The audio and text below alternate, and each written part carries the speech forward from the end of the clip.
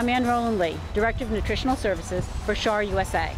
We're here today at the Colin Leslie Walk with Colin Leslie, introducing you to one of our really premier events in this area. So Colin, we're glad you could join us. Thank you for having me.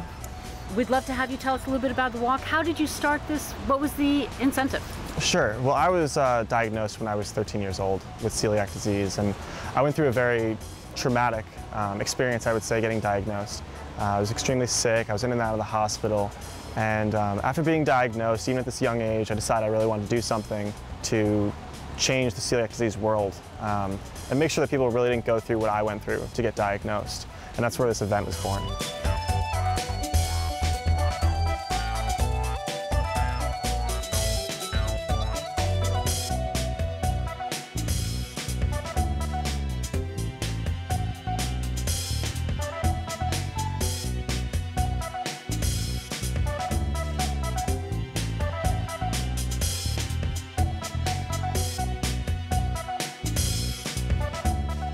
What do you think the walk has done? Do you think it has increased awareness? Have you feel that you've been able to give back to the community?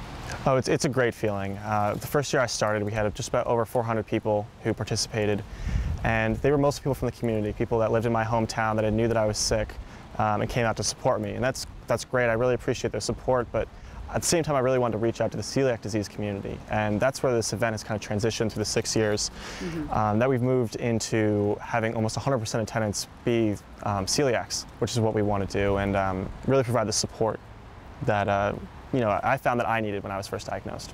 Now, I want to talk about the support, but I want to mention something else first. One of the big things that this walk has done is that it has helped increase awareness in the medical community too. The funds raised by the Colin Leslie Walk actually go to help fund research at the Columbia Celiac Disease Center, which is a big way of making sure that more physicians, more of your healthcare practitioners really know about celiac disease. Yes. But I think the walk answers a whole nother support issue. I mean, when you were diagnosed, there is a local support group, which is great, but do you think this fills in another need? I think so. We really tried to strive to make this a community event, one where families would come, one where kids would come, and everyone would feel very comfortable.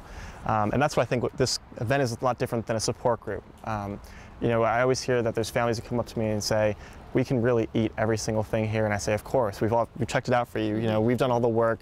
This is your day to enjoy, and we really mean that.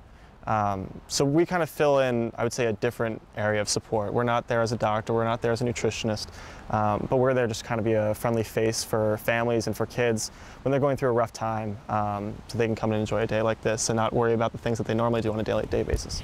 Where do you look for your support? I mean, do you go online? Where do you find things to help you navigate? Actually, today, support is easily findable in social media, which to some people might seem a little foreign. To some people, it's right at home for them. But big social networks like Facebook, like Twitter, really are great support systems for you. All your doctors, all your nutritionists, they're all on these social networks.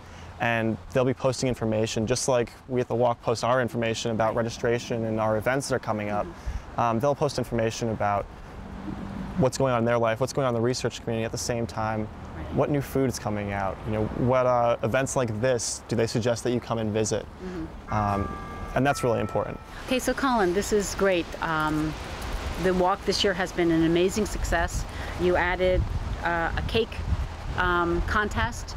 You had over 700 people, twice as many vendors as you've ever had before. What's next for the walk? I think the walk is just going to continue to develop and grow. It's been doing great throughout the years. Every year we add something kind of unique. This year was adding fire trucks for little kids to come and climb on, which they really seem to enjoy, and just kind of reinforces that this is a family-oriented event. And we just want to keep that going. We're there, like I said, to fill in that niche, that void that's not there when you go to a doctor or when you go to a nutritionist or to that local support group, all of which are great resources. They are, but this makes everyone feel really supported, and I think that's the key. And also at the same time for us, an event that you can come to where you just don't have any stress for the day about reading labels or worrying that your child's running off now and going to shove that cookie that looks so great into their mouth because that cookie's okay for them to eat. Right. And that's what we are really strive to to have at this event, and that's what we're going to want to continue in the future.